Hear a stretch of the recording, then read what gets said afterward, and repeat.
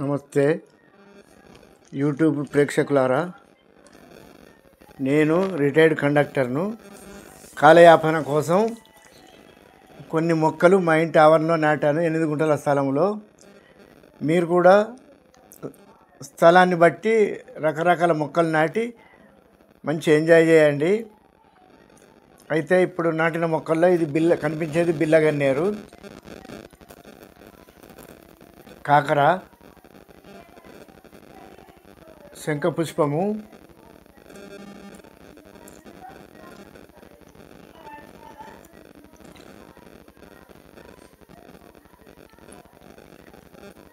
మరియు నిమ్మ, మిరప,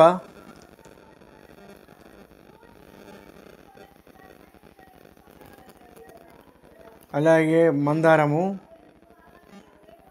తీగ జాతి చిక్కుడు,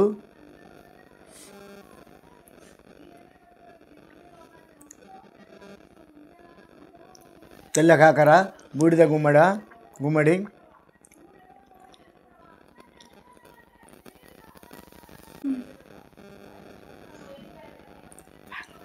అలాగే వంకాయ చెట్టు, బెండ చెట్లు,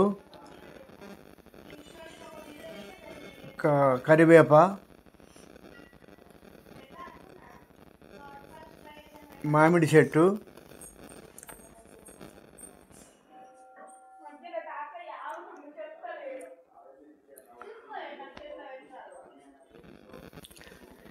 రకరకాల చెట్లతో పాటు కంది అత్తున్నది ఇప్పుడే. అలాగే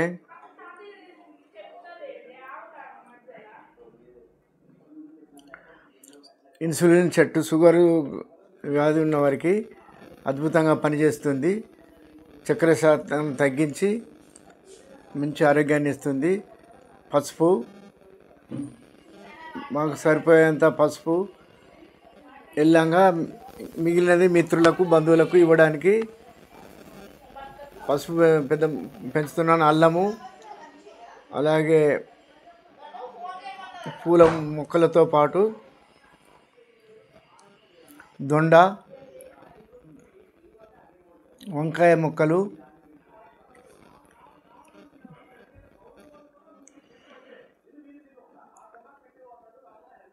ఇంకా కట్ల పువ్వులు బతుకమ్మ పండుగ అప్పుడు వాడతారు. మంచిగా పూతకొచ్చిన టమాటా చెట్లు, అలాగే దొండ చెట్లు,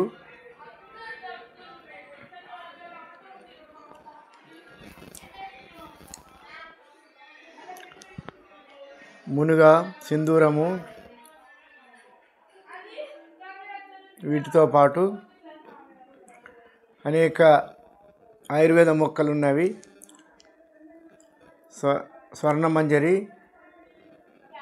మరియు నల్లాలం అంటారు. పుండ్లు అయినప్పుడు, గాయాలైనప్పుడు అయోడిన్లా పనిచేస్తుంది.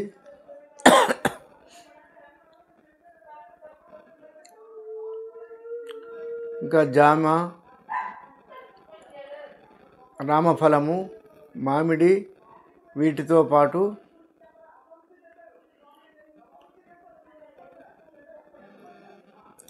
ఇంకా అనేక పూల మొక్కలు,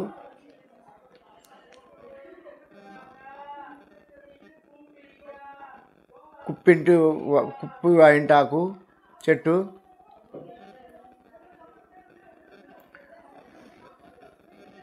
ఎరుపు రంగు పూల చెట్లు, దాదాపు 20-30 రకాల చెట్లతో పాటు ఔషధ మొక్కలు, మంచి PKM1 మునుగ చెట్టు, రకరకాల చెట్లను పెంచుకుంటూ ఆనందంగా జీవితాన్ని గడుపుతున్నాను. మీరు కూడా రిటైర్డ్ అయిన వారు మీ ఖాళీ స్థలంలో కొన్ని రకాల చెట్లను పెట్టండి. ముఖ్యంగా అరటి చెట్టు ఈ సంవత్సరం మంచి కాతనిచ్చింది. ఆకులు సత్యనారాయణ స్వామి పూజకు మిత్రులకు 2-3 ఇవ్వడం జరిగింది.